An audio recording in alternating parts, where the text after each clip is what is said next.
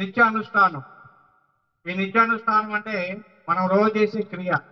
మీరు ఏదైనా చేసుకోండి, పుస్తక పఠనం చేసుకోండి, రోజు తల్లిదండ్రులకి పాద పూజ చేసుకోండి, తల్లిదండ్రులకి పాద సేవ చేసుకోండి, లేకపోతే ఎవరికొకరికి ఒక మంచి సేవా కార్యక్రమం చేసుకోండి. నిత్యం ఉండాలి.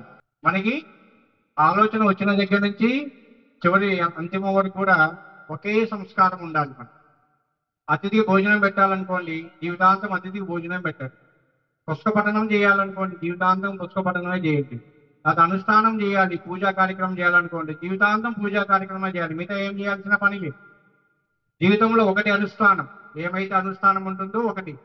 ప్రతి ఒక్కరికి ఎవరితో సేవ చేయాలనుకున్నాం, రోజు ఏదో ఒక సేవ మనకున్న దానితో. భోజనం పెట్టలేని మనకు వల్ల కాదనుకోండి, భగవంతుడు మనకి ఆ శక్తిని ఇవ్వలేదు. ఒక గ్లాస్ మంచినీళ్ళు ఇవ్వండి.